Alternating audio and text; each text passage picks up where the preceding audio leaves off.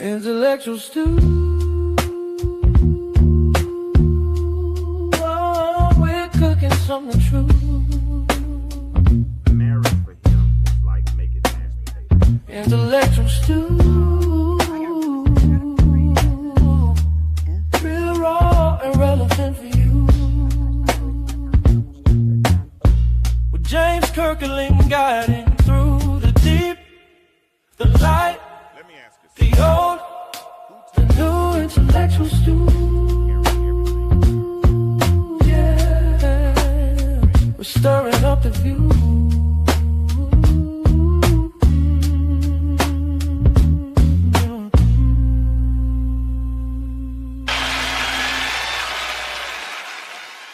Irrelevant for you. With James Kirkling guiding through the deep, the light, the old, the new. Intellectual stew. Yeah, we're stirring up the view.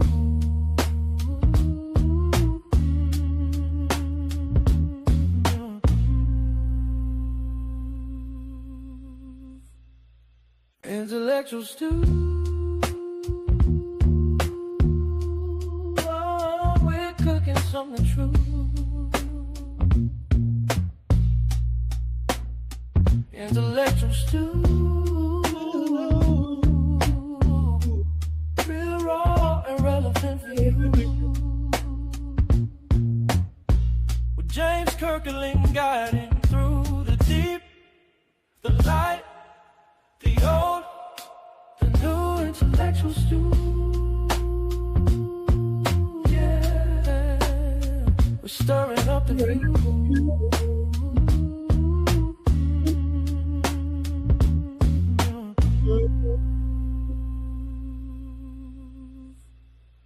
Intellectual stew. Oh, we're cooking something true. Intellectual stew. Real raw and relevant for you. With James Kirkling guiding through the deep, the light, the old, the new. Intellectual stew. Yeah, we're stirring up the view.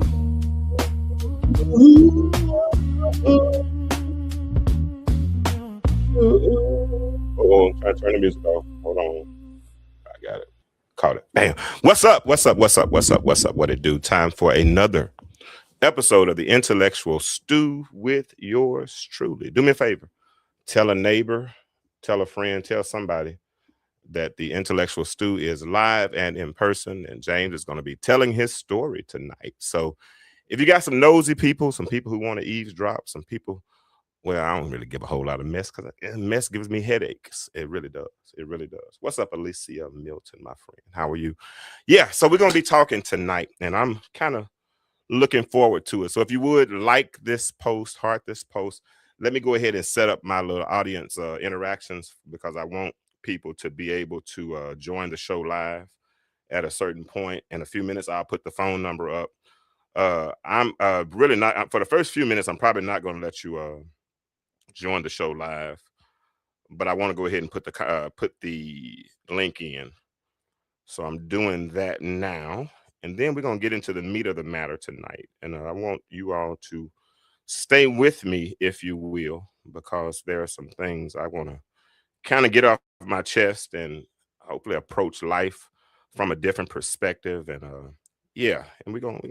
I want us to see things a little differently, little differently. Let me pin this comment, and we will be ready to go. All right. So what's up? What it do? Time for another episode of the Intellectual Stew with James Kirkland. And tonight on Open Mic Night, I want to make an argument that almost nobody makes, and not in the divorce space, right? Because everybody always wants to talk about their ex. But I don't think most divorced people married the wrong people. I think most divorced people mismanaged the right one. And tonight, I want to tell you a story to kind of show you what I mean. All right. So, welcome to the Intellectual Stew. I don't think most divorced people married the wrong person. I'm going to say that again. I think most of us mismanaged the right one. And tonight, I want to tell you a story to show you exactly what I mean. So welcome, welcome, welcome, welcome, welcome. Let's y'all go ahead and share this for me, please. Go ahead and share it. Let people know that we're on and we will get this thing going. All right, y'all ready? Let's go. Let's hear to the song one more time. Intellectual stew. Hey. We're cooking something true. Y'all get some people in here. Let's go. So share it right quick. Share it. Like it. If you haven't liked it or hearted it yet, do that for me. And I'm about to get this thing started. Real raw and relevant for you. James Kirkland guiding through the deep, the light, the old, the new intellectual stew. We're stirring up with you. All right. All right. All right. I think I feel my help coming now. I feel my help. So maybe it wasn't picking wrong. Let's because everywhere we hear in relationship culture, the message is the same, right? Red flags, narcissist, avoidance, toxic people. You should have picked better. And listen, sometimes that's true. Some people absolutely did marry the wrong person. But I think there's another conversation that we need to have that we rarely have. What if the bigger issue wasn't picking wrong? I'm calling on you to appeal to another side of your thinking. What if the issue was not picking wrong, but mismanaging what was right? Let's think about it. When you decided that you wanted to get married, y'all were in marital bliss and, they couldn't do any wrong. They were the most handsome or the prettiest person in the world. I mean, y'all just had everything together. Y'all got along great. I mean, everything. And y'all liked each other enough, or y'all loved that's right. Y'all loved each other enough for him to get down on one knee. Y'all decide to get married.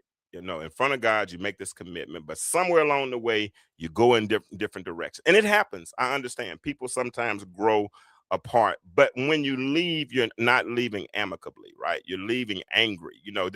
Now you can't stand them. Now you despise the ground they walk on. And it makes you wonder what happened to get to that point. And I tried to have this conversation with somebody today. And when we had this conversation, they kept focusing on the whys and the whys and the whys. And I'm like, I've heard enough whys. I want to hear some solutions. How do we move beyond this situation? And I started this conversation probably 5 years ago when I first started this podcast, because I thought I was going to go before the world, share my story. Hopefully she would hear part of it, maybe even eavesdrop, whatever, but I wasn't healed. So it probably sounded like a public bleed. I even had one woman come to me and she said, "James, all you do is talk about your divorce. When are you going to stop talking about your divorce?" And I heard her and I stopped talking about it for a while. But now I'm talking from a different platform. I'm talking where I'm no longer bleeding. That's the scabs, the sore that was once a sore has become a scab, and now it's healed. I didn't pick at it. I'm at a different place now. She's moved on. Everybody, we're good now, right? But my question is, what's up, Conjure? But my issue is this: what if I didn't marry the wrong person? I just mismanaged the right one. And if I can take that position, so can a lot of other people, just to view it. And even those that are perhaps married now and might be going in different directions, maybe then they'll start to properly manage the growth that's going on in their situation. So let's talk about this. What is mismanagement? Mismanagement in a relationship looks like thinking presence takes care of itself. Mismanagement looks like thinking paying bills equals emotional connection. Thinking communication is just logistics. Thinking your spouse, here it is, and this is one of my mistakes, thinking your spouse will wait forever while you figure things out. or while you figure yourself out, while you're getting to know yourself, while you're trying to grow up, because growth always happens. But the problem happens when you start to grow apart as opposed to growing together, right? Because growth is going to always happen. So you think your spouse will wait forever while you grow up. Thinking ambition automatically compensates for absence. Thinking love survives neglect indefinitely. These are all ways of mismanaging a relationship. And I know this argument because I lived on the wrong side of it. But this was over 25 years ago. And as we talk tonight, I need you to hear my heart on this one. As we talk tonight, the man that I'm about to describe, that's not the man that I am now, right? Because the truth is, the man that I was then might have cost me my marriage. Probably cost me my marriage. Right. Because we grow up, we grow up, but sometimes you grow up too late, right? So I'm gonna need y'all to talk to me. I need y'all to share it with me, and I'm gonna go ahead and I'm gonna work my way through this tonight. And this is my story. This is my story. This is my story. All right. So let's talk about when presence left the house. Here it was. I was Conjure. I was 26 years old when I got married. I was 26 years old. In the first year we had our first child. Living together. Not long after getting married, I got promoted into management. I got promoted into finance at the car dealership. I worked my way into the car dealership, into finance. So when you go into the finance business, and this is in 2000, no, this is in 98. Not long after that, you're making six figures, so you're making a lot of money, but to whom much is given, much is required, right? So that requires a whole lot of hours. Had to be at work a lot of times 50, 60 hours a week. And I'm at work. And so I want you to see the picture now, because I'm thinking I'm doing the right thing. I'm ambitious, right? Thinking that money can compensate for time, because if I can buy this and we can live comfortably and we can have the house, and then in my presence, when I show up, that should be the present. But that's not always the case, right? I'm working every day. I'm going to work. 12 hours a day. And some people would say that's admirable, but it's one thing to work. But when you work and make all this money, now you got to consider the cost, because see, sometimes things are more expensive. A bottle of water is more expensive at the Braves game than it is in the local gas station, right? Because it's there's a cost that's associated with it. What's up, Dennis? And so I'm doing all of this, and I'm working, and I'm chasing bonuses. I'm chasing identity. I'm chasing numbers. She works, but she works her shift 9 to 5. She comes home, but then when she comes home, she's got to carry the weight of home, because I just told you we had a brand new baby the first year, right? And she's got to carry that weight. And I'm thinking, because I'm bringing home $8,000-$10,000 a month, and I'm doing well, and we're living in a nice house, that was enough. But I didn't see the fact. I heard her, but I wasn't listening, right? Because she's saying that, I really don't care about the money. I just want you home. Because every night I'm at home and I'm doing it by myself.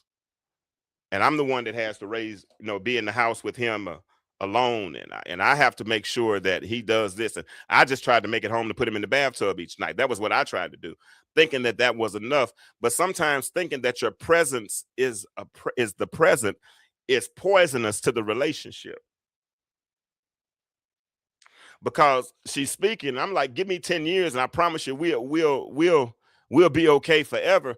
But she was saying, I all I want is you. And if you hear but don't really listen, then you start to inadvertently, not even on purpose, start to create a pattern. Because now, if you get to the point where you're hearing but not listening, and because you're gonna do what you want to do regardless, right?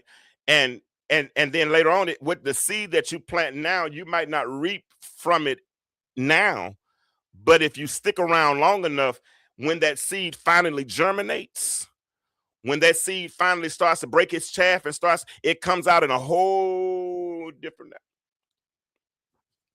And I didn't understand it then, but looking back at it now, It was so much that I missed so many signs. Even when I was home, I was trying to leave. And it wasn't because I didn't like home. I mean, we had a 4-bedroom house. I mean, had all the creature comforts. I remember a friend came over. He said, "Man, y'all got furniture?" Yeah, we had all of that.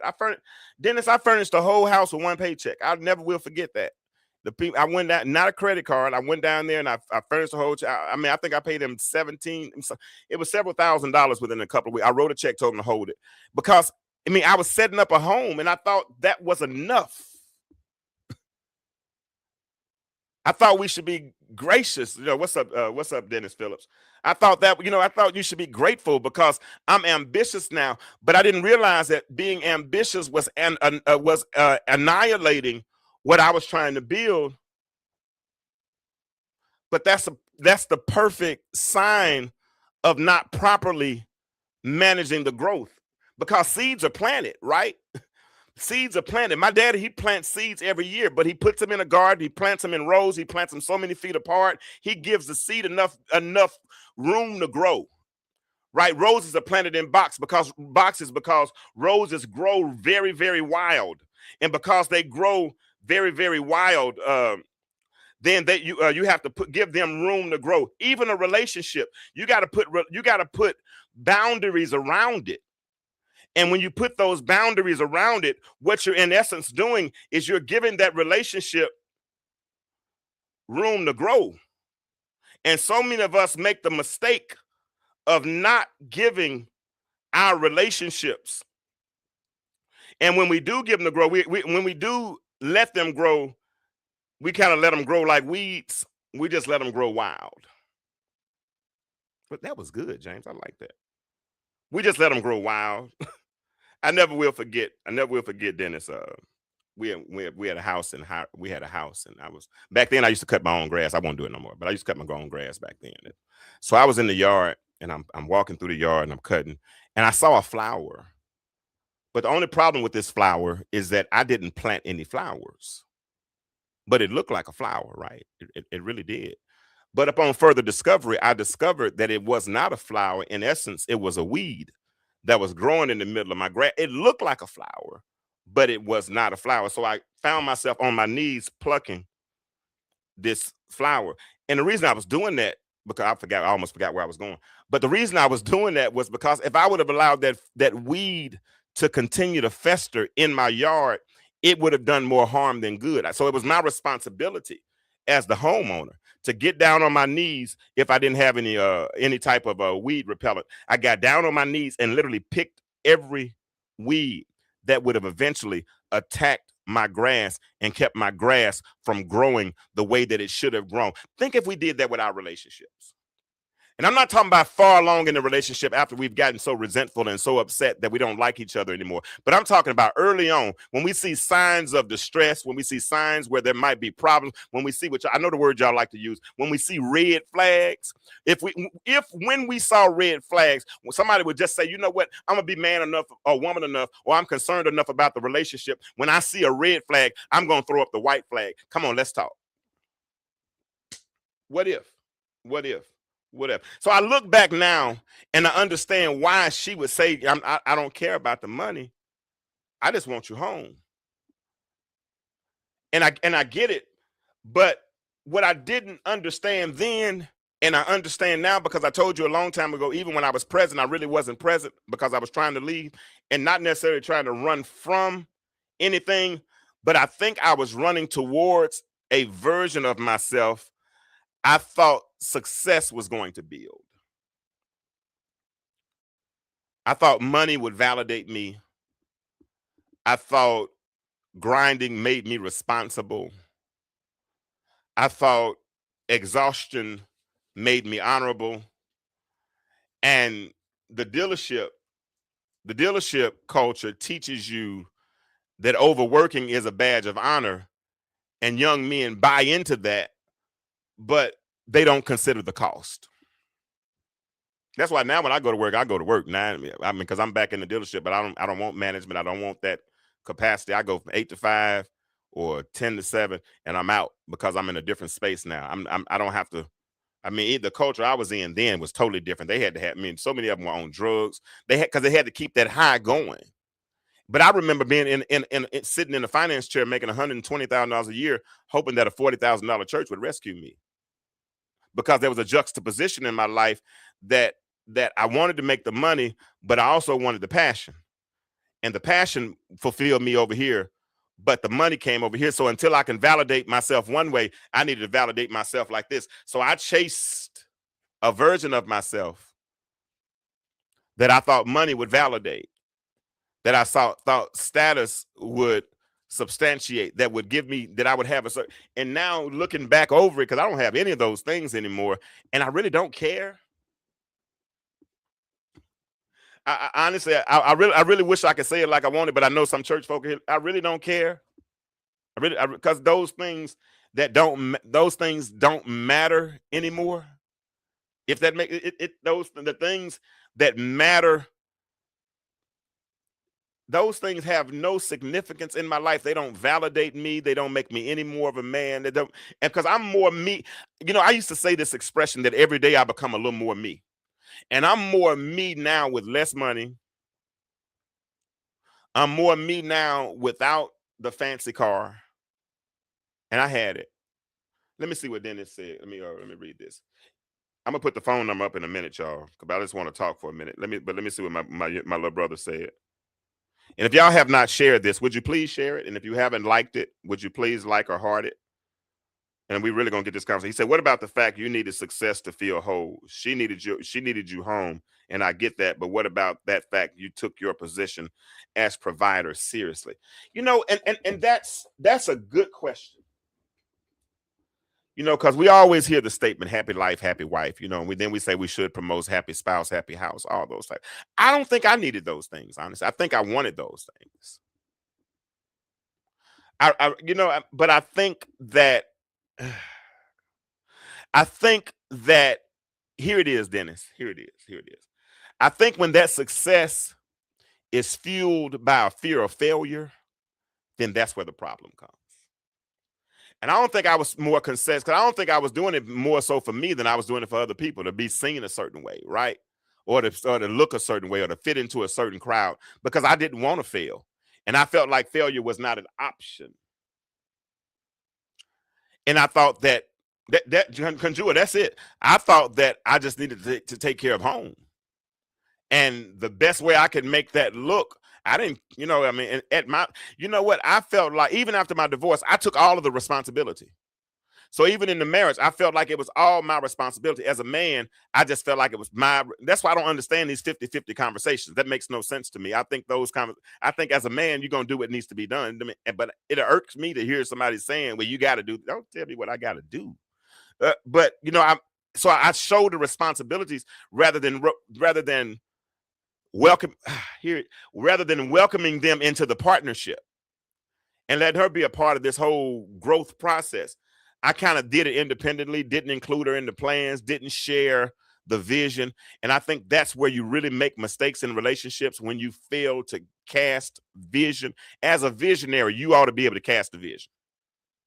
And even if Dennis, wanted to go after that version of success, I should have articulated that in such a way as say, hey, we're going to do this, we're going to do this. And even in my downtime, I should have definitely been at home. Definitely made sure we did the vacations. Definitely maximized the moments when and I didn't. That's just me.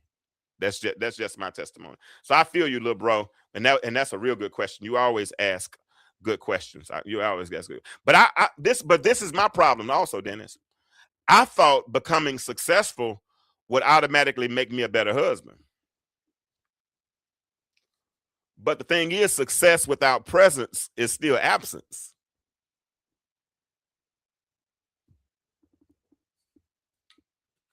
Does that make sense? And truthfully, when I was at home, I wasn't really at home. When I was home mentally, I was other places. Emotionally, a lot of times I was checked out. Because when I put because I don't know if I'm as much an introvert as I was as I am isolated. I think it's a combination of both. So, but when I do people, when I come home, I have to really, really decompress, right? Like decompress. And so sometimes when I'm around, I could be in a room full of people, but emotionally I'm checked out, spiritually disconnected, already halfway headed somewhere else, because the body was present, the body was there, but there was no presence. Not like I should have been. Not like I should have been. I was always looking for another reason to leave, honestly. Another errand, another shift, another distraction. And arrogance at the end of the day, if I looking at it with healed lenses, and that's just like I said, knowing I wouldn't have known that then. But arrogance was underneath it all. I thought I'm doing this. If y'all haven't harder to like it this yet, I'm gonna read a comment now. Dennis said, I think women have to choose. Do you want a man with means or a man who has time? I don't know if it's possible to get 100% of both. That's a good question. That's a good question. Y'all ladies, y'all talk about that in the chat. Y'all talk about that with Dennis in the chat. I'm gonna read some of these comments. One of these days, I'm gonna have somebody who does the back room for me and handle these comments. I want to read some of these comments. But y'all talk about what I think Dennis put up. Let me put his comment up. And I'm gonna take a hot minute to let y'all discuss what Dennis just said. Hold on. I'm alone, y'all.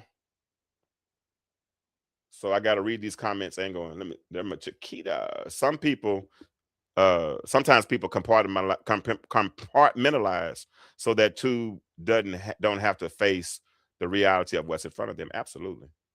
Dennis said, what a question that women should ask early for charity. Oh wow. Man, Calvin, I can't get that comment, all of it right now, but y'all can read it. I'll go back and read all of them. Sometimes people compartmentalize so that they don't have to face what's in front of them. Where am I trying to go? No, I'm not trying. I got to get somebody to do this back room, because I can't keep up with these comments and keep going. But I'm gonna do my best, y'all. I'm gonna do my best. All right, I'm gonna do my best. All right, so let's keep talking. Honestly, that leaving, because I'm in the house one minute, then all of a sudden I'm like, I'm running to Walmart right quick. Let me run down the street right quick. And I wasn't running. I don't know what I was doing. I don't know. Maybe I didn't want to face reality. I don't know. In fact, I thought I'd grow out of it, Chiquita. And I thought she would wait. I thought I would grow up at a certain point. And I think a lot of young men assume that.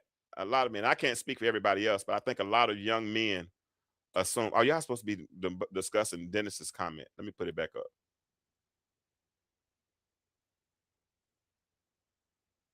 There it is. All right, there it is. All right. Yeah, honestly, I thought I would grow out of it. I thought she'd wait. And I thought, like, once I mature, once I settle down, once I get X number of dollars in the bank, once I get, financially stable, once I become who I was chasing, you know what I'm saying? Who I'm trying to become, and she'll still be there. I remember her telling me one time. I remember one time she told me something, Dennis, and it was not offensive. She really had my best interest at heart. And I can say this from a healed space. She's moved on. God bless her. I'm moving on. I'm healed enough, ready for a relationship now. But I can say this now. I remember her giving me like good advice. Dennis, I remember one time she told me, don't let people use you as a garbage can. Man, that was real good advice from a lady that was 3 years younger than me, right? But one day she was assessing me. She said, when you get the confidence that your peers have, she said, you're going to be awesome. And she spoke into me, man. And even when I heard her, I never will forget the way she told me how I heard it. It hurt me to my core to realize how I had betrayed the trust that she had built up in me, because she saw me deeper and better than I saw myself. Right? She saw me deeper than I saw myself. And I'm sitting there thinking that she'll still be there. She'll still be there. But sometimes, here it is. People get tired, ladies, and if y'all agree, y'all can just drop a 1 in the chat right here if y'all agree with this. But sometimes people get tired of waiting on potential. Sometimes, and brothers, hear me, fellas, if you are where I was, hear me. Sometimes women get tired, and even dating now, I hear they'll put in their dating profiles, I'm not dating potential, because they've been through that. And it doesn't seem fair, because we have to cater to I get all that, especially when I ain't gonna get into who the prize is and all that kind of stuff. But sometimes people get tired of waiting on potential. I want to read Calvin's comment. Calvin said, man, you and I have similar testimonies. I went through almost the same thing, making $80,000 a year back in 92, 93. I remember talking to a lady at work about marriage and relationships. When I told her how I was doing, she said something to me that blew me out the water. She told me, "You're giving them stuff, but you don't want stuff they want you. They don't want stuff they want you, and to enjoy life with you." And because of my mindset at that time, because of how I was raised, it cost me my family eventually. And there was nothing I kept from my family, but I lost in the end.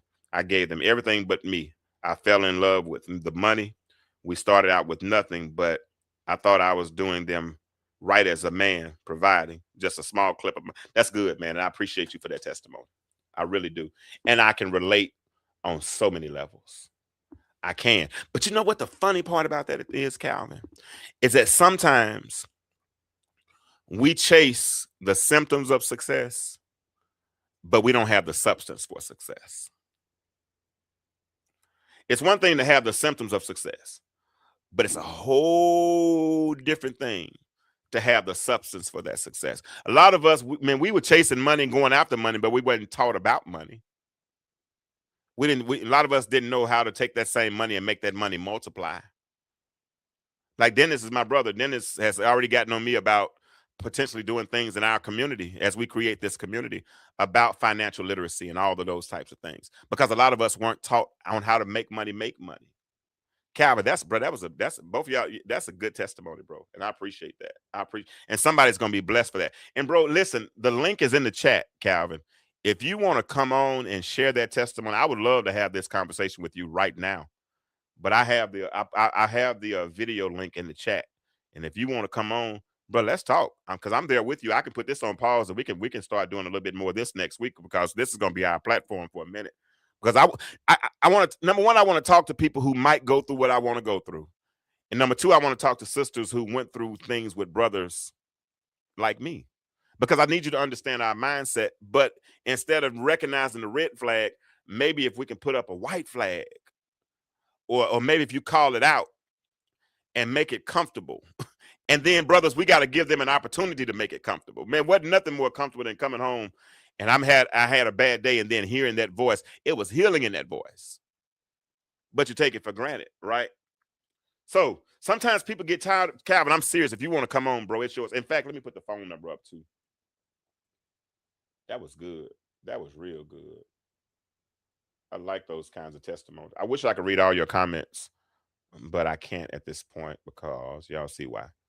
All right, so let me put the topic up and put the phone number up. There we go. Let me turn the phone on. No, hold on, Calvin. Man, you didn't bless me tonight. All right, turn the phone on. All right, now we got the phone on. Let me close up some tabs, and we are good to go. What other comments did I miss? All right.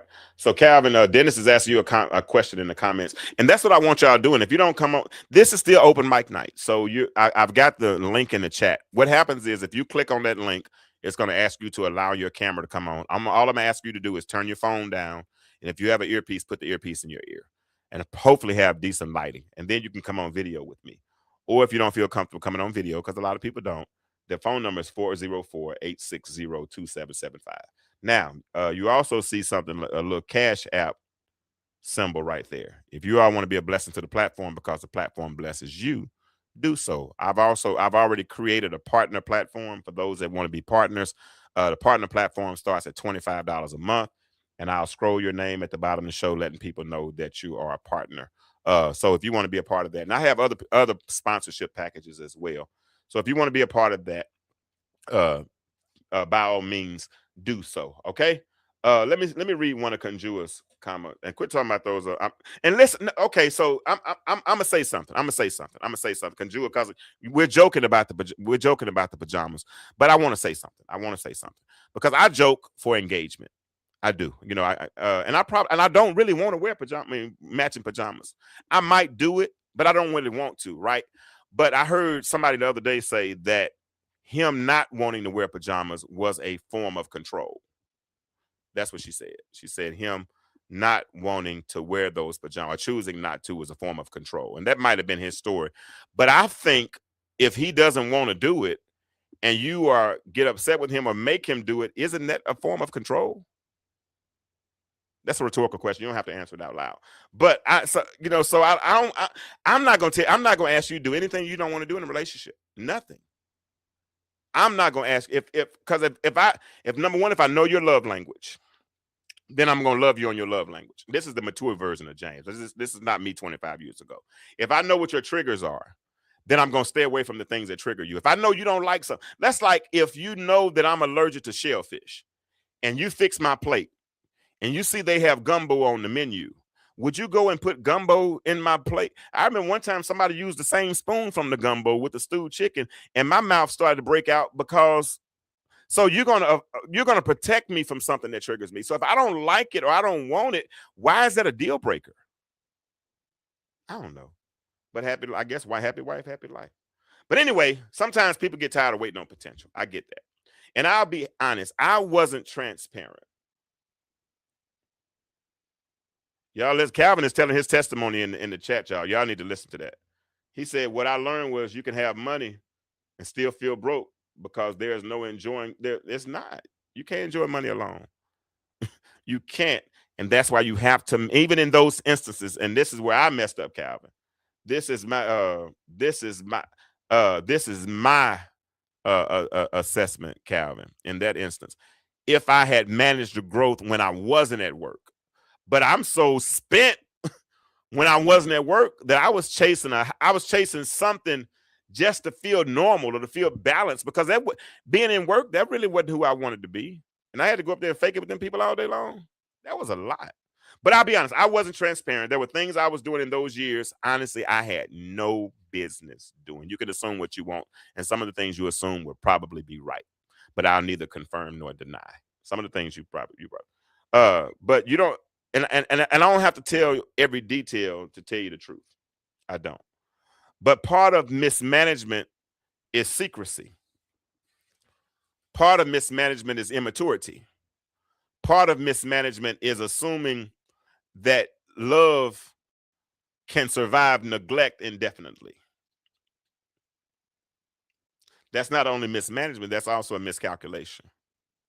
Because eventually the marriage got mismanaged into a place that it couldn't come back from. Let me see what Chiquita said.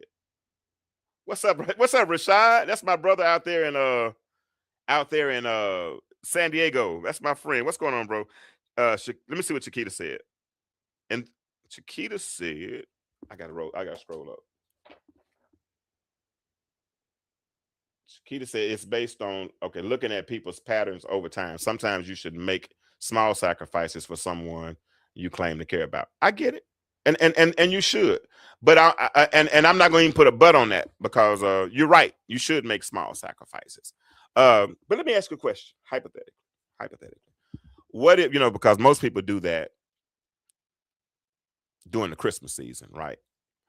But what if everybody don't feel the same about Christmas, right? Like hypothetically, what if somebody grew up in a house where they didn't get many presents, or when they did get presents, the presents were scrutinized so much that people left Christmas morning feeling dejected, hating that Christmas showed up, and I could be telling my story. You never know. But what if they went through that growing up? So Christmas doesn't mean as much to them. So when they see certain things, not that they're a Scrooge, because they want to see other people happy, right? I mean, they do.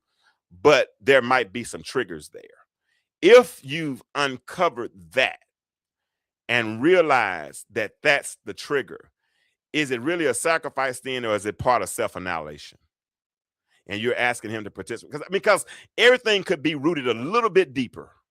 And if you love them enough, then I think you love them through it, because then you realize it's just like you just said, it's a small sacrifice. And I'm just playing devil's advocate. I'm not saying that that's the case, but I do agree. You should make small sacrifices. I do. Y'all can come on. Phone number's lit, 404-860-2775.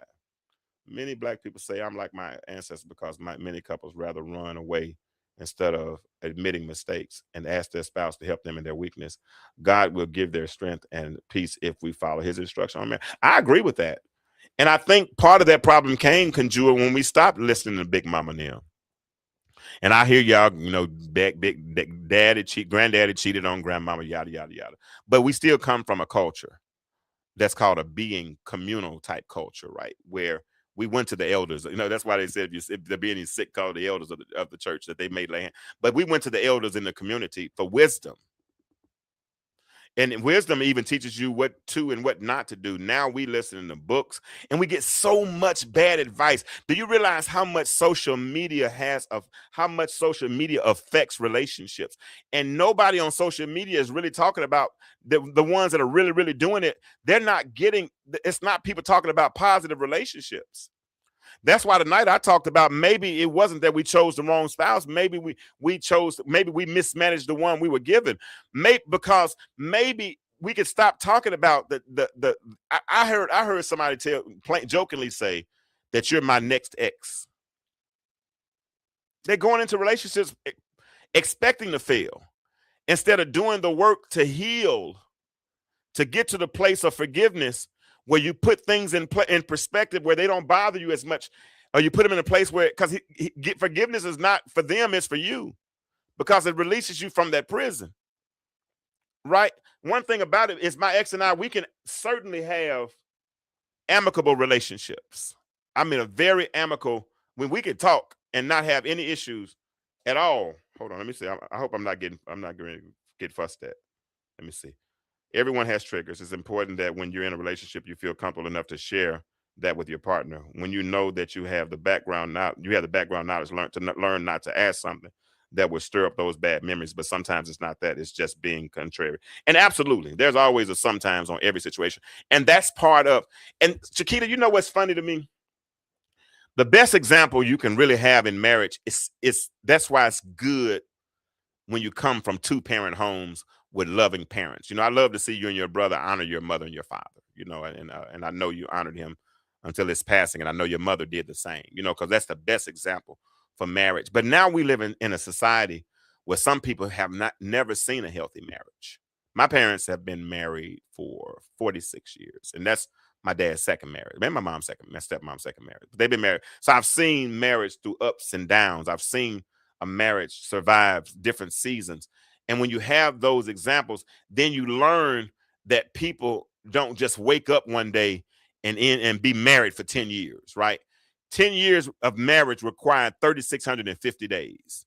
And to survive the 3,650th day, you had to have the history of the 3,649 days, because every day you learn how to be married. Sometimes we think that we have these frozen dinner type marriages where we can just take it out of the microwave, take it out of the freezer, put it in the microwave, and then all of a sudden you got a fully baked marriage. No, you got to learn, like Chiquita just said, you got to learn the triggers. You got to learn the history. You got to learn what makes people tick. You got to learn all of these things to really understand what you're dealing with. And when you understand what you're dealing with, then, as we talked about earlier, you can manage the relationship, you can manage the growth, and make the growth grow in the right direction. I tell this story all the time. Young lady used to talk on the show all the time. All she would talk about is what would happen if a man cheated on her. If he cheats on me, this will happen. And so one day I finally asked her, well, who cheated on you? Who cheated on who? Did your mother get cheated on? No. Have you ever been cheated on? No. Has your grandmother been cheated on? No. Well, if nobody's been cheated on, then why are you, that's all you're talking about is what would happen if you get cheated on. To me, that was the equivalence of fighting air. You've already put something in place that the Bible says give no place to the devil. I mean, I'm not going to give ammunition to something that could annihilate my relationship. I would have then, because I made mistakes. Let me see what Chiquita said. Chiquita said, agreed. That makes a huge difference.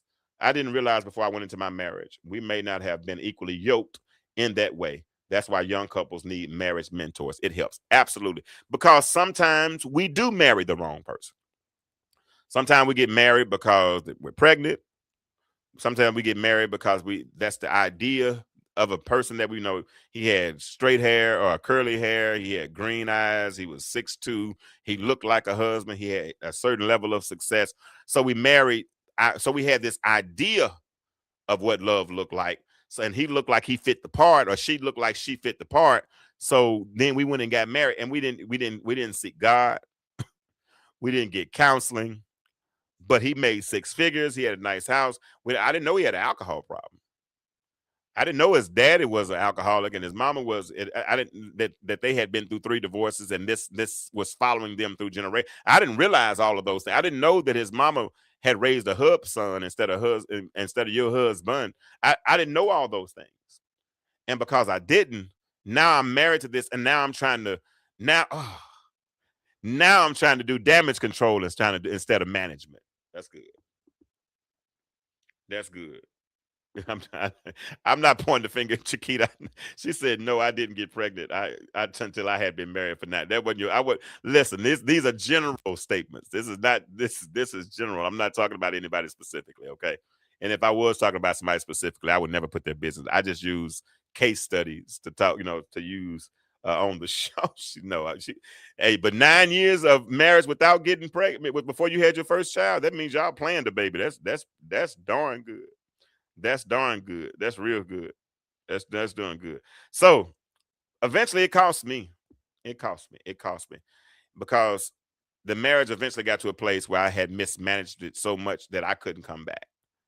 And listen carefully tonight, because she's doing fine. Like I said, she's moved on. She's done her work. She did her real work.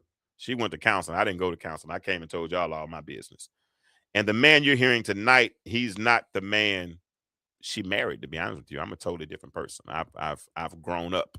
Therapy has helped. And honestly, I don't even know where that James is anymore. That was the same James that before I started writing my book, that I walked by the mirror one day, and when I looked in the mirror and I said, "Hey, self." I said, "Hey, self." Let me see what my friend Mike Evans said. What's up? What's going on, Mike? Thanks for listening tonight. Mike said, I grew up watching and listening to my dad. And the elder men said that the men are to provide and protect their wives and family. I knew I did that on the highest level, but the one thing that I was never taught was how to protect my wife from me and my stubbornness. Wow. Man, I almost cussed. Gee, let me pin that comment. Good night. Sisters, do y'all hear this? Wow. And I even told my ex, that's why the next wife gets the benefit of the good husband. But she built him. He said we were taught. And so Mike, we got to teach that lesson to these younger brothers, man. And we got to be transparent in that regard. He said, I was taught how to provide, but I wasn't taught how to protect her from me and my stubbornness. Bro, if you want to come on and talk about that, the comment is pinned in the comments. If you click on that, you could come on the show live, because I'd love to hear more about that story, Mike. And sisters, don't listen to respond right now. For a moment, these are men. I'm 53 years old. I made it 20 years in my marriage. Then I got divorced. I'm telling you my story, but something kept me married for 20 years. Calvin had the same testimony. He's telling his story. That's transparency. Mike just told his story. And that's that. Honestly, when you hear that story, you hear that testimony, you just got to let that settle for a minute. That's not even something to say, well, sometimes this is what happens, or this. No, that's something to say. My response was, wow. He said, I was taught to provide, and he did that on the highest level, but I was never taught how to protect her from my stubbornness. Because see, some of us grew up so, and wasn't my testimony, but some of us didn't grow up wealthy. And we wanted certain things, so it made us ambitious. And our ambition made us go after those things. And some of us equated, especially if you grew up in the South, some of us equated money to power. And that money, if it made us powerful, it got us in rooms, it got us access, it made us look the part. Once again, it gave us the symptoms of success, but it didn't give us substance for that success. And I believe, Mike, tell me if I'm wrong, that's what you're saying when you're saying that you didn't have the substance enough to protect your wife from you and your stubbornness. That's tough. That's wow. That yeah. Yeah. Yeah. Conjua said sometimes people get married because of situations, for example, like income, trying to avoid homelessness. Yeah, I get all. Yeah, that's true. But Mike, you blessed me with that one. He said I didn't know how to protect my wife from me and my stubbornness. How do y'all, ladies? How do y'all feel hearing a man share his testimony like that? Because I think that's transparency on the highest level, to admit, and it's bad, it's sad sometimes that we grew up too late. I grew up too late because my growth produced growing pains, and those growing pains, the pain became so unbearable that the choice was to amputate this time instead of rehabilitating again. When my son got his final injury in baseball, he said, "Dad, I'm done," and I could hear it in his voice. He didn't want to go through rehabilitation anymore. He said, I'm tired of hurting. I hurt 200 plus days a year from different injuries during the course of my life. How many times had I injured her in the relationship? How many times, brothers, have we injured her? Sisters, how many times have we injured our spouse? So many times in the relationship that eventually we got tired of going through rehabilitation, and they said, I give up. I'm done. I'm throwing in the white flag. You win. I heard a woman say one time, "You got it." And when you hear a woman say, "You got it," it's over. It's like when a woman's fed up. When they say, "You got it," you got it. I'm out. That's a tough place to be in. So, Chiquita, I appreciate you for all your commentary tonight. Let me see. She says sometimes women can have unrealistic expectations of their man based on not growing. Ooh, let me put that comment up. Y'all, I wish y'all would come on a comment, come on and talk about this with me. She says sometimes women can have unrealistic expectations of their man based on not growing up with a man in the home, or conversely having a father who provided everything without letting her know the struggle and sacrifices it took to get there. That's good. That's good. That's good, and that's maturity. And what's fun and the sad part about it is that message is not getting out. Sisters would rather listen to us talk and get mad about talking about Meg the Stallion and Clay. What's his name? Clay Thompson. Yeah, Clay Thompson. People that wasn't even married. They was living, bought a house together and wasn't even married. But that's relationship goals, hashtag, whatever y'all say. How? How? That blows my mind. That blows my mind. That blows my mind. It blows my mind. But here it is. I don't know, and I mean it when I say this. I really don't know where that James is anymore. Because he's gone. When I looked in the mirror that day and I said, "Hey, self, I started doing the work. If you have not liked this, like it, share it for me right quick. Like it, share it for me right quick." But I started doing the work. And when I started doing the work, I I started becoming a better me. That's when I came up with the whole hashtag on the path to better. Let me holler at my girl right quick. Let her drop some knowledge on us right quick, and I'll be right back. Come on, LaRue, tell us something good. Sometimes we spend so much time asking who hurt us that we never ask who we became while hurting. Growth begins the moment honesty becomes more important than ego. Don't just grieve what ended. Learn from what was mishandled.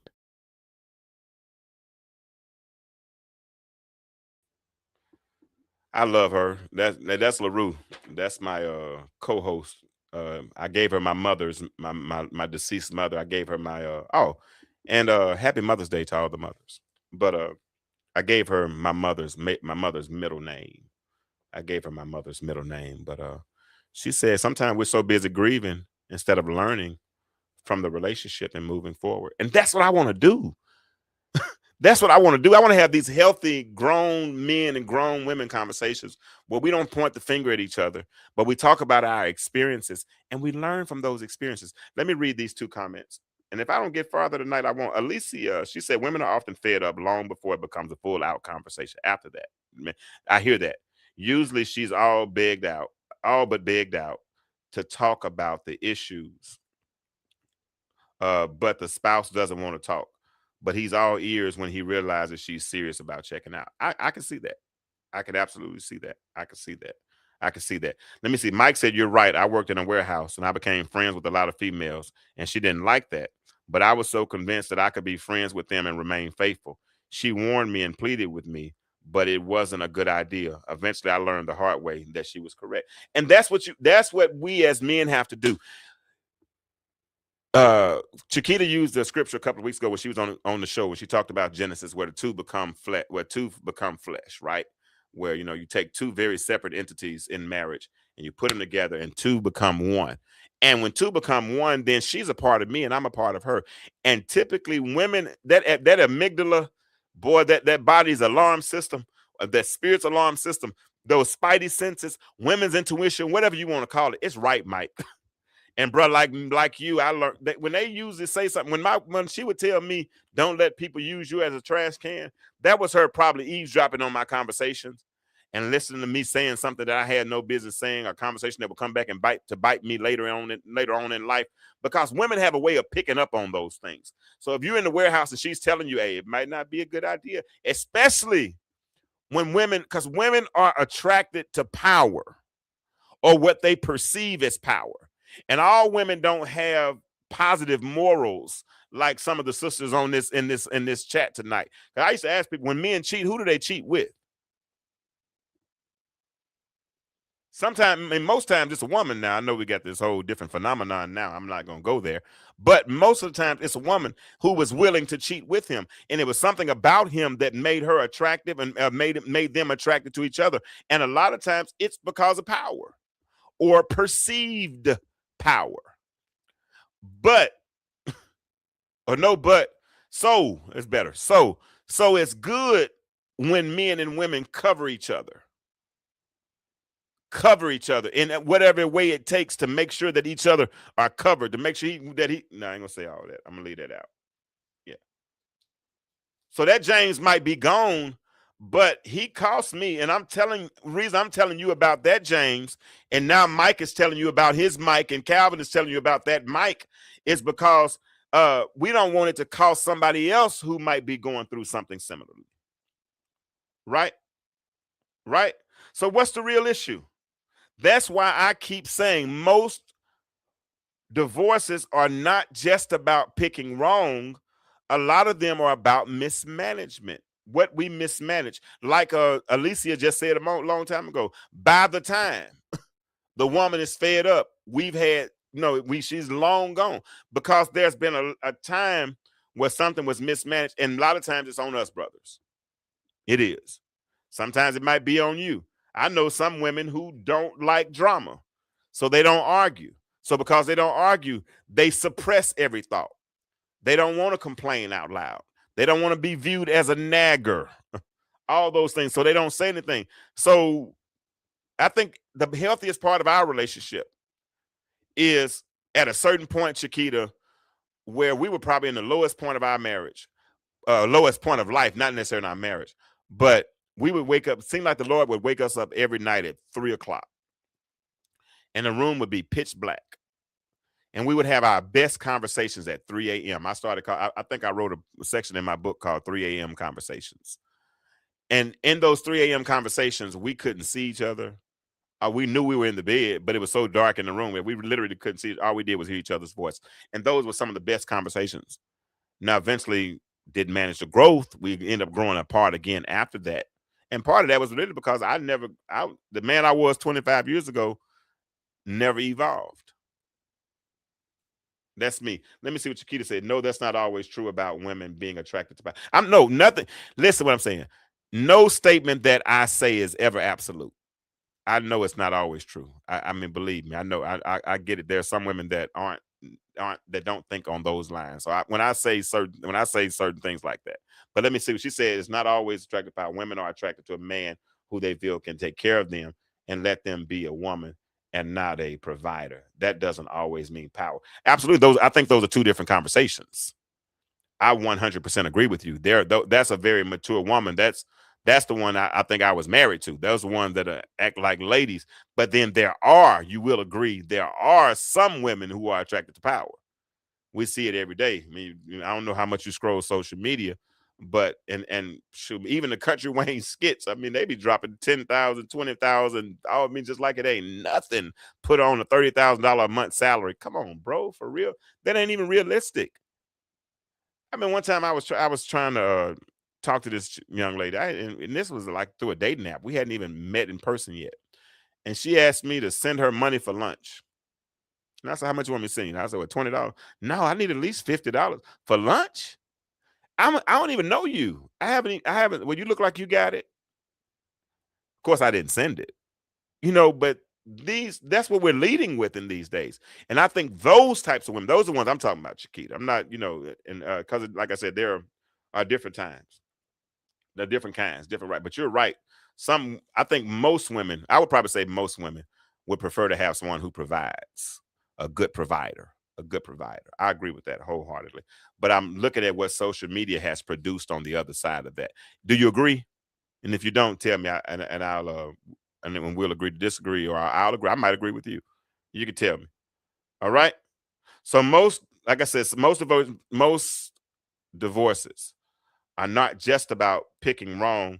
A lot of them are about mismanagement, not hearing what your spouse is actually saying, right? Not acting on what mattered most, being physically present while emotionally absent. And this is just my testimony. This is just me, waiting for somebody to survive. This one it hit me earlier. This one hit me earlier. Waiting on somebody to survive your becoming. In other words, waiting on them, expecting them to wait on you to grow up.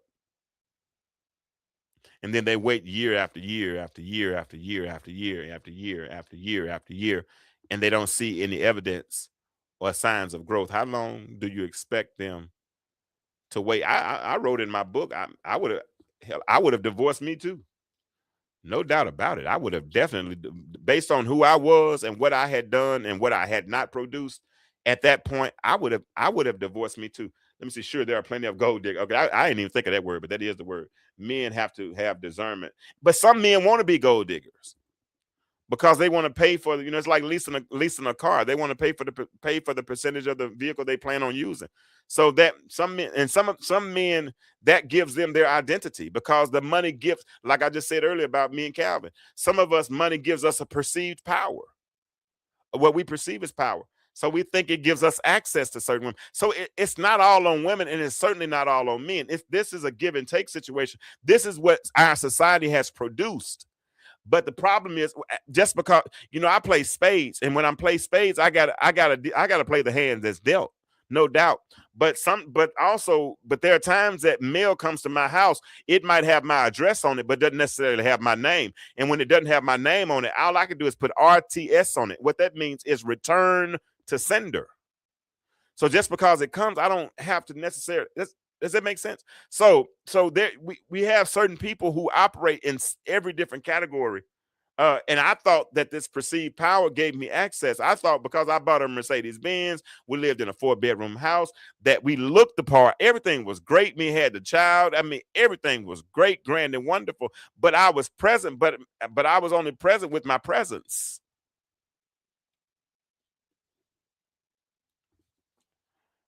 Yeah.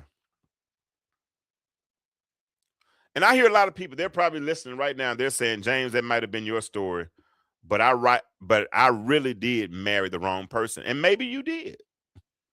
Some people truly experience abuse, manipulation, chaos, toxicity, all those things. But tonight, before we blame them for the entire story, I want us to sit with ourselves for just 10 minutes. Just 10 minutes.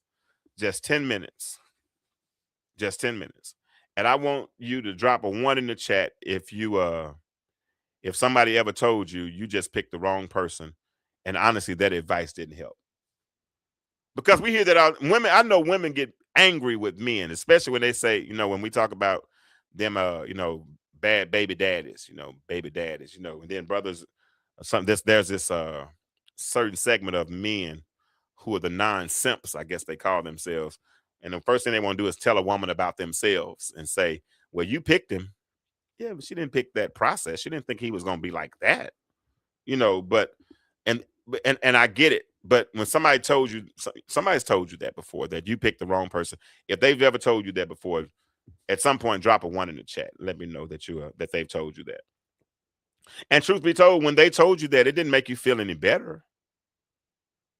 Because sometimes you're sitting with something that you already know, or that you've been wrestling with for the last, because you might have been married for 20 years, but it might have took you 5 years to leave. Because you were saving a little bit every check, building up the courage, praying and asking God for a sign, waiting on that release. All of those things, making sure you can endure the embarrassment, because you're going to have to deal with the family and church folk and all of that. You sit with all that. That's it. Mike said he feel his ex married the wrong person. She was and still is a great person. Yeah, and that, you know, man, that's a heck of a position, and that's self-sacrifice. Because I don't think she deserved the person she married, but I think that I was, had I grown up sooner, I definitely could have been the right person. Because I think she was right in that season of my life. I think she was right for me, but I wasn't ready for her. If that might be the right way to say it. Right, right. That's right. That's right. That's right. But here's the next question, and we're almost done. If you stop blaming your ex for 10 minutes, what's one thing you'd have to admit that you mismanaged? If there was something, this is a transparency moment.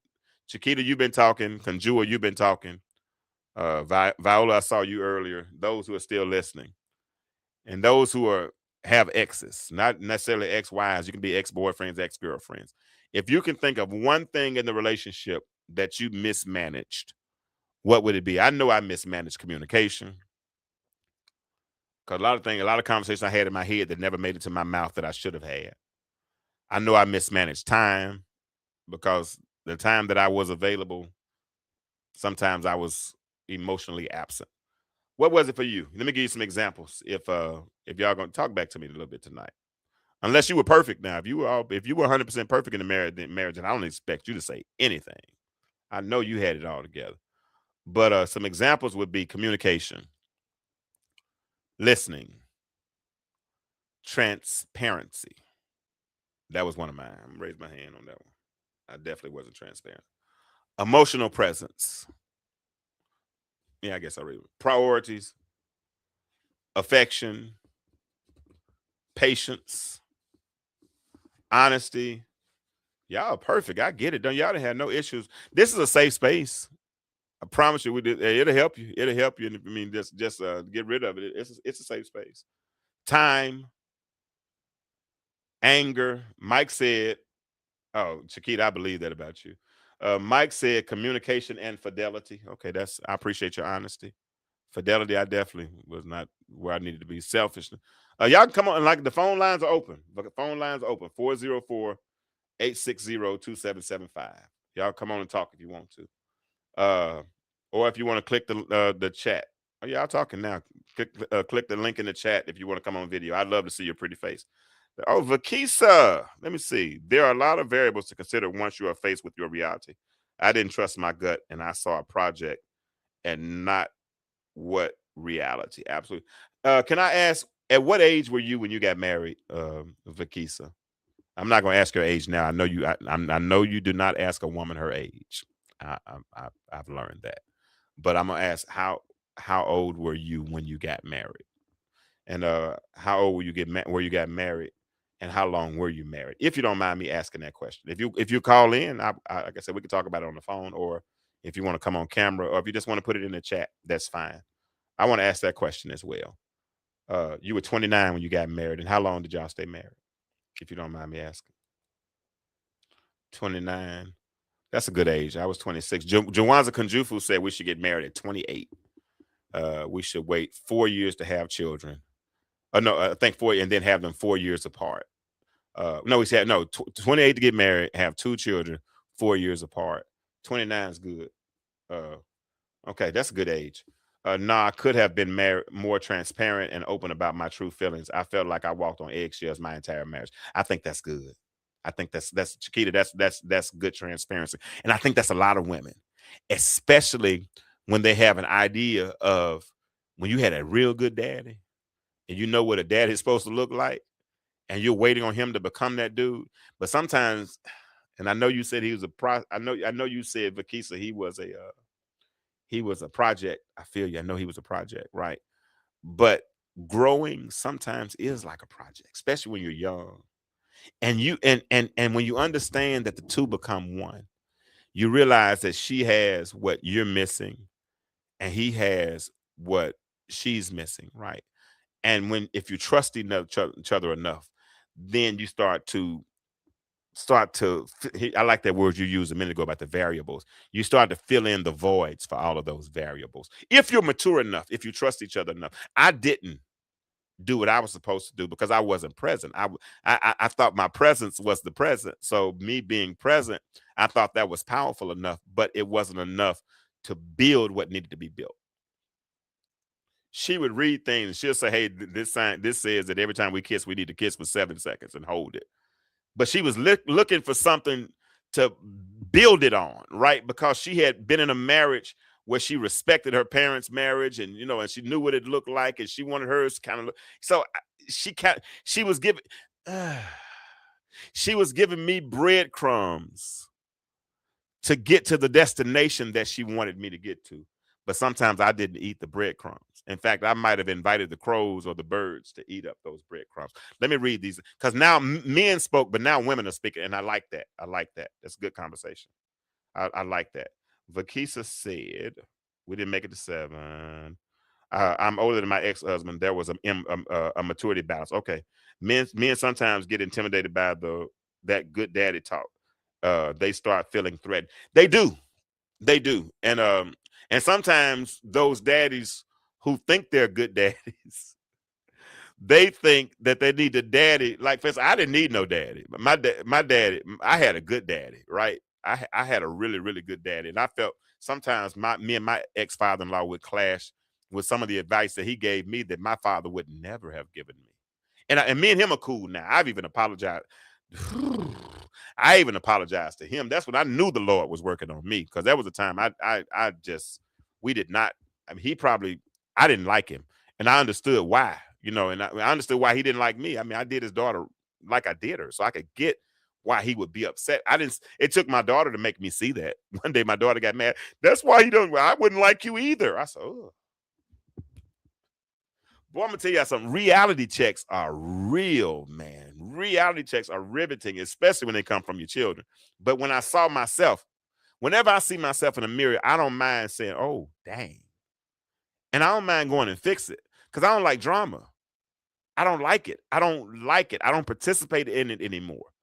I would rather I can do bad by myself. So I mean, Shanika, I mean, I hear you now when you say that don't let folk use you as a garbage can. I promise you, not over here, cat. No, sorry, Bob. No, sorry, Bob. Let me read some more comments. Um, I'm over time, but I'm having fun, so I'm cool. But yeah, so they might get intimidated, but I don't want sometimes those good daddies force their way on the new, now if he needs it, there were certain things that my father-in-law offered that I needed.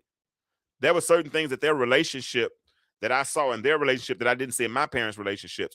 Different aspects. Neither one was right or wrong, but I saw things in that I needed and that helped me. My mother-in-law was probably one of my biggest advocates. She kept inviting me to Thanksgiving dinner after we were separated. I'd be over there just as out of place, but she was, yeah, so I mean, I get it. All right, Sunshine Shining said, we can marry the wrong person believing prayer changes, holding on to hope will prevail, better days. 20 years passed, only got worse. My faith kept me married too long. He got comfortable, me always being there. And like I said earlier, there are instances where people married the wrong person, but you have to admit if you're willing to have another conversation. And the thing about it, Sunshine Shining, Minister Melisa, the thing about it is that I don't see you out here on social media doing a campaign about how all men are bad men because you had a bad experience with your ex. That's the difference. Like, you'll never hear me on here saying that all women are bad or all this or that. I'm going to share with you my mistakes, the thoughts. Thankfully, men are speaking up tonight and sharing their thoughts. And then you can take something, you can do what you want to process those thoughts. And if you can acclimate, acquiesce, do something, apply those thoughts to your life and use those as contextual clues going into the next relationship, brother, because believe me, I'm listening to y'all. When I had this conversation 4 or 5 years ago on this podcast, from an unhealed perspective, I did less talking. And when I talked, my words were strategic because really I wanted somebody to hear them. Does that make sense? That's why people call me and say, you ain't over your ex. I'm like, you're right. I never said I was. But this is 5 years ago now. Please understand in context what I'm talking about. She's moved on. I'm moving on. We good over here. All right. So I got one more question. If mismanagement, and I just want y'all to talk about, because I know all of y'all, like y'all said, y'all can't stand your exes and they were the worst person in the world. And, you hate them with a passion now. I get it. Something drew you to them in the beginning. But if mismanagement is the real issue, what's one thing you're going to manage differently in the next 90 days? Not your next relationship, because some of us haven't gotten over the past one. And the reason why you can't really move on to the next one is because you haven't gotten over the past one. So if you start a 90-day recalibration process, right? If you say what's one thing and you can manage differently in the next 90 days in your personal life, not your next relationship, yourself, the next chapter, what's something you can manage differently going forward? Some of you, it might be rest. I'm going to make sure I get more rest. I'm going to work on my communication. I've definitely done that. I'm going to work on therapy. I'm going to get in therapy. I got one of the best therapists. I mean, she helped me a lot. It helped me. I've had 2 therapists. First one, different. She had a really tough job because I was a mess. I was trying to make sure. I used to call another therapist to make sure she was doing it right. And if she didn't understand something or made me mad in the middle of the therapy session, I would say something crazy to throw the whole therapy session off for her, to try to confuse her because I could. So, but I've grown. Now the second therapist, she was younger, a little attractive, young. She wasn't putting up with none of that mess. She was like, "Hey, you did what?" Like, she was like, "Negro, please," but she wouldn't put up with that mess. And plus, I was more healed. The first one had to deal with the unhealed version of me. But consistency. Okay. Chiquita says she's going to work on therapy and learning how to love yourself more than you love another person. Okay. That's good. Because you can't, if you don't love yourself, and I don't think I loved myself enough in my last relationship, but if you don't love yourself enough, you can't expect anybody else to love you like that. But maybe you're going to work on consistency. Work on knowing what your boundaries are and not allowing people to. And just because you have boundaries, you don't have to put up an electric fence. I mean, you don't have to put up, you don't have to be all dramatic because somebody crossed your boundaries. You could just put up a warning sign that says private property. And if a person can read, that's enough. That boundary does enough in and of itself. Vakisa said, I'm going to work on trusting my intuition the first time instead of regretting not trusting in hindsight. Okay. And you know what, Vakisa, the unhealed version of me would have read that the wrong way. And you didn't say anything wrong. But understand, Patty West says that text alone have no tone, right?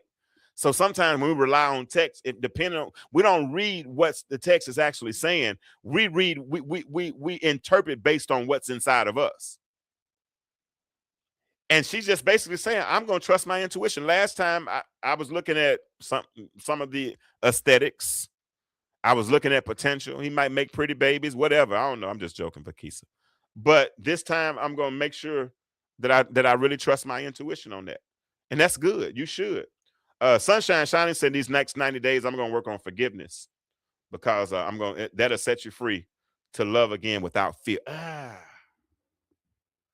What if after 90 days we go through this recalibration process, right? After 90 days, we go through this and we come out like Sunshine Shining just said, able to love again without fear. That stuff. Absolutely. Your perception is based on your reality. your perception. And I thank God that I'm gifted enough now to view, even with my perception, I can see things 2 or 3 different ways at one time. I can read a one statement and try, and now, and that's why I like sometimes, like now that I've heard Chiquita's voice because she was on my podcast a couple of weeks ago.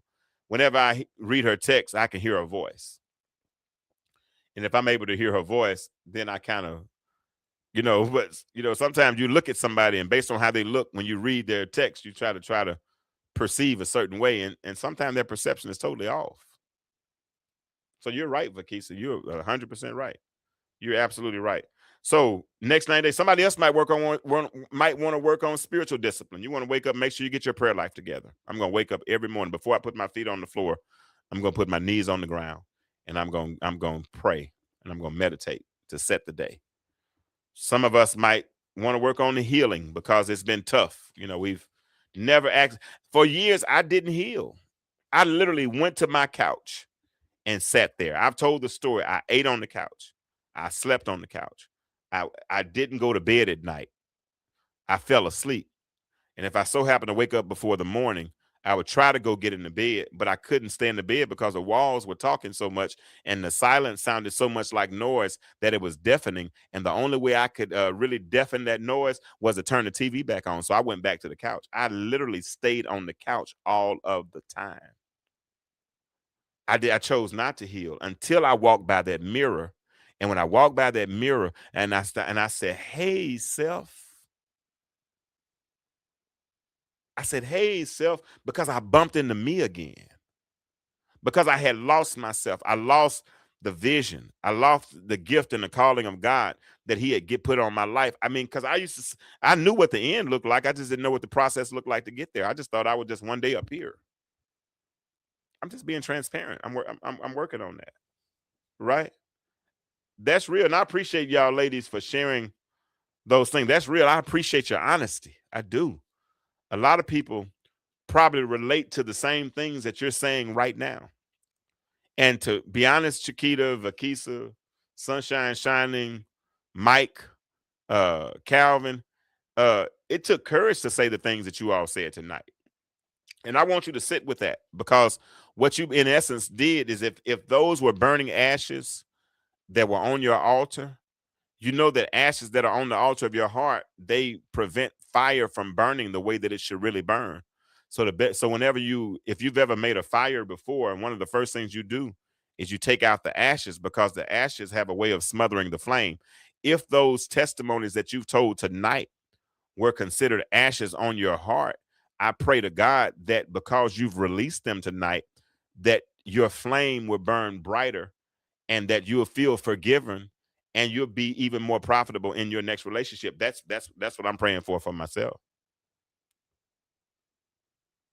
So sit with the fact that you've told your truth tonight, Vakisa. Sit with the reality, Chiquita, that you've told your truth to strangers who not gonna judge you, who not gonna hold it against you. I would be a nut. I'd be a fool to sit here and debate an opinion, or debate your story. Your story is your story. All we're doing is we're putting all our stories out there, and we're just learning from each other's situations. So this kind of work right here, looking honestly at what was mismanaged, learning how to manage the next 90 days differently. That's what I'm doing as I'm working on some things. Now I got a program that I put together called the Divorce Reset System. It's a 90-day path for women who've been shaken by divorce, who want truth, healing, clarity, and structure from somebody who's actually walked through the fire, right? And if that's you, that QR code that's up there, you can go and check it out. You can try it out for 7 days free too. But that QR code, the link is right there. And if it's not you, it might be somebody you know. Just send them this show, and you can listen. They can listen whether they've been divorced or not. If whether the divorce happened last month or 10 years ago, the work is still available, and you can stop relitigating who they were. And you know what you can do? You can start managing who you've become. because trouble don't last always. If you will, every day, this is me. This is James Turkin. This is James Kirkland 101. Every day, Chiquita, I become a little bit more me. And based on what I've learned today, I'll be more me tomorrow based on what I went through today and yesterday. Today, I had a pretty good day. I got one phone call that kind of upset me. It did. I ain't gonna lie. It ticked me off a little bit. It really did. And part of it's because the person that called me still remembers who I was instead of who I am. And the stuff, if they really knew who I was now, they wouldn't have made that phone call. Because I got IDGAF so bad, IDGAF. Y'all know what it means. I don't give a flip. Especially when it comes to anything with drama. I don't do it. I'm almost borderline passive aggressive, but I'm not. So that conversation could have been held. But thankfully, the things I used to do, because I didn't cuss him out. I didn't even respond. You know what I said? I said, okay, cool. I don't care. I've survived real live issues. I have survived the worst season of my life. I'm not going to say that I went through the fire and the flood and I didn't at a certain point, smell like smoke, or that I didn't feel remnants of the water. But like the psalmist said in Psalm 66, although I've come through fire and flood, the end result was that I ended up in a wealthy place. And those who don't understand what wealthy place means, it has nothing to do with money. It's a place of rich fulfillment. You know what it is? And I'm closing.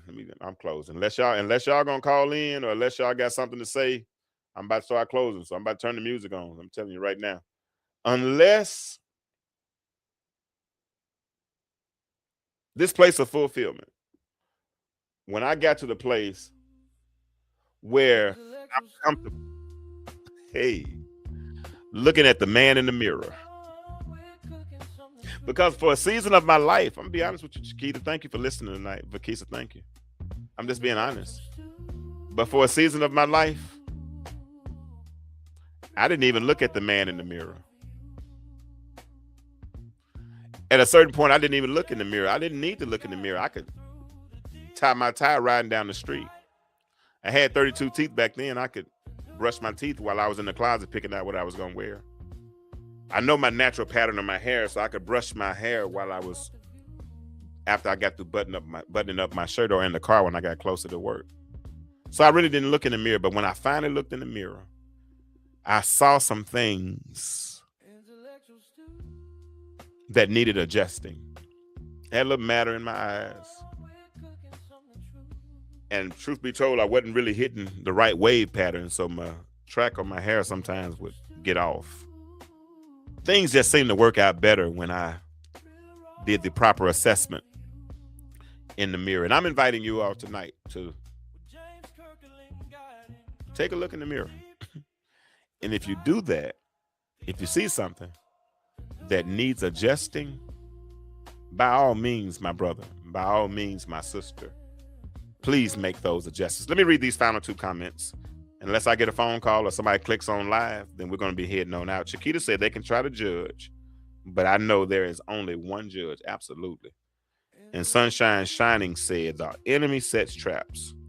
You choose the lessons to know how to overcome the darkness. Darkness only comes to destroy you. With God help, we can choose differently to love self more in peace. I'm closing on that. That's good. Choose yourself. But when you choose yourself, do the work. Get good advice. Put yourself around people who have your best interests at heart.